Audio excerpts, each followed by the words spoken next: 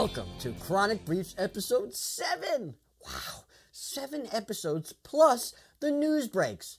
If you had told me a year ago I'd be doing this, I'd have said you are absolutely right. You're absolutely right. Yeah. See, the thing is, I always wanted to do something like this, and our Chronic Briefs podcast is evidence of that. Check it out wherever quality podcasts are sold. Before we go on, though, please, as always, please, if you like Chronic Briefs, give us a like, a thumbs up, a share, subscribe, anything. It'll help get our message out to as many people as possible. Please, please, please, okay? So, thanks, and on to episode 7. Doctors. Woo boy, doctors. Yikes. People who are chronically ill and disabled have a sort of love/hate relationship with doctors. Well, maybe hate's a strong word. Love/necessary relationship. I know, it's not catchy, but it's the truth. Doctors can be both our saviors and the bane of our existence at the same time. It's a fascinating dichotomy. Ooh, dichotomy, SAT word. We need the doctors, but at the same time, we also spend an inordinate amount of time trying to track them down. Refill our scripts, talk to them about symptoms, etc., etc. In addition, when you've suffered with chronic illness and disability as long as I have, you collect enough doctors to form a baseball team, and soon you end up trading just like baseball cards, or for those younger ones out there, Pokemon cards. As you can see, the collection starts to add up as the years go on, and before you know it, you've got the complete set. Ooh, nephrologist. That's a rare one. Valuable. So, you have your baseball team of doctors, and your journey usually starts with the PCP, or your primary care physician. Now, the primary care physician is like the right fielder of the team. You got to have someone at that position. You can't trade them away because you have a contract, but frankly, they're really not usable for anything else besides filling a position that rarely gets used. Now, this is not to degrade anyone's PCP. We've all had them, and we've had some great ones. It's just that with chronic illness and disability, there are so many side effects and secondary conditions, a primary care physician finds themselves out of their depth faster than a cyclops at a free throw competition. Yeah. One eye? No depth perception? We do intelligent jokes here too, people. Moving on. So because of all the serious seconds, or as we know them, comorbidities, I love saying it like that. Anyway, because of them, our PCPs move us on to other specialists on the doctor's baseball team. That's not really a good baseball team name, is it? Let's call them the Disability Globetrotters? Nah, it's not good. The Disabilitants? Clever, but too clever. Oh, I got it. The Medical Marvels. Yeah, that's the one. Okay, on to the next player for the New York Medical Marvels. For most people who are chronically ill and disabled, one of the early specialists they see is an orthopedic surgeon. Why? Well, as you know, orthopedic surgeons fix things wrong with the musculoskeletal system. Now, surgeons are like the jet pilots of the medical worlds. Okay, they're going to serve as our shortstop then. Big ego, big promises, no doubts about it, and performs under pressure. I mean, it's like the position was created especially for them, right? Now, do they always deliver? No, of course not. If they did, I wouldn't be searching for a new surgeon to fix the old surgeon's botched attempt at my ankle replacement, which, by the way, my old surgeon still says looks great. And get this, came out perfect. Yes, perfect. That's exactly the way I describe the ankle replacement. That's sitting at a 39-degree off-center slant. Yeah, 40 degrees. That's like this much. Yeah, so it came out perfect. Yeah, if you mean perfectly slanted, then yes, perfect. Point is, the surgeon is always the one who will sell you the world, and frankly, many times they deliver, but the times they don't, woo, they go down in flames. That's why they play shortstop for the Medical Marvels.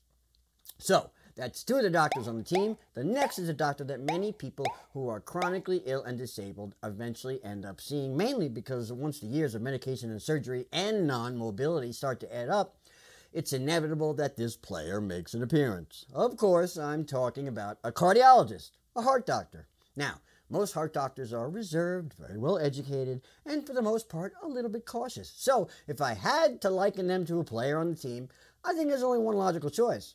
Second base, right? Heart of the team, quiet but not shy, always has an astute word for the young guys. Yeah, I think second is right on point.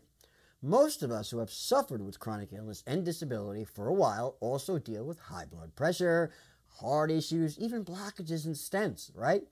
And it kind of goes hand in hand with long-term illness. I myself have a defibrillator. It's installed right here in my chest. It's even Wi-Fi enabled. Get that? I am Wi-Fi compatible. Yeah, I mean, I used to joke after my hip replacements that I was part cyborg. The $63,000 man is what I used to say. That's how much my hips cost. But I never thought I'd be a walking router. I'll tell you that. Anyway, that's 2 doctors down on the New York Medical Marvels. For the 3rd Spotlight team member, today I thought long and hard about what kind of doctor most people with chronic illness and disability couldn't live without. And guess what? As I was writing this, I realized I'd forgotten one of the most important doctors of all on the team. Of course, I'm talking about the rheumatologist. The rheumatologist. This is usually the doctor your primary care physician will send you to first before any other specialist. Rheumatologists are the ones who, more often than not, will be the first ones to put a name to your illness and resulting disability. They're also the ones who usually call the shots, and by shots I mean medication, right? But also the shots, like the other meaning. They are the person who tells the team where to stand, what to do, what kind of pitch to throw. So I don't think there's going to be a stretch that rheumatologists are the catchers of the baseball team of physicians, right?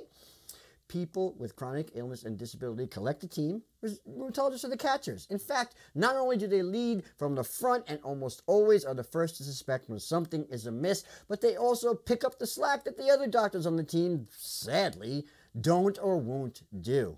Need antibiotics for an infection? They'll call it in. Aren't sure if you broke your ankle when you dropped that statue on it?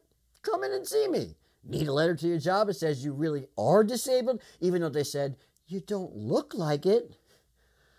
Which is extremely offensive, by the way, and really is a crappy thing to say. But anyway, you need a letter? Your rheumatologist will get it to you. They literally catch everything that's thrown at them and send it out to the right place. So, catcher. Finally today, there's one more doc on our team of physicians that most people with chronic illness and disability see at some point in their lifetime. Now, this one isn't technically an MD. Well, most of the time. Some are. But they are no less important than any other member of the team. Physical therapists. Yes, someone that anyone who is disabled and chronically ill is familiar with. PTs help you by strengthening and conditioning areas of the body that are weak or lacking in motion. They basically fill holes and make sure that the areas where something might slip because of weakness are covered. Now, there's one position I can think of in baseball where the person's job is to cover a wide area and do their best to shore up 2 other players' positions in case the need arises. And that position is center field. Yeah, the center fielder covers a wide area in the outfield and backs up both the right and left fielder when they are unsure or unable to perform their duties, which, as of late here in New York, is frankly all the freaking time. What's up, guys? Anyway, the point is, the physical therapist is there, like a teenage daughter's dad, to stave off any advances of unsavory manipulation of body parts. Whew! You try keeping that metaphor PG rated for YouTube. Anyway, they keep things moving along so that the inning ends up quick and the game can continue. Thus, the center fielder in our New York Medical Marvels is the physical therapist. As you can see, there are so many different types of specialists that those of us who are chronically ill and disabled have to keep in our deck of Dr. Baseball cards. And over the years, I've collected more than my share, trust me. It's just another aspect of being chronically ill and disabled, and many people don't even realize that, and we haven't even talked about bad doctors or doctors that don't believe you, but that's a topic for another video. Please, if you like the video, give us a share, a subscribe, help us get the message out about disability and chronic illness. In the meantime, you know it. Be kind, rewind, keep on keeping on, and we'll talk soon. Yes, I really am Wi-Fi compatible. What? You want to reset your password? What was your first pet's name?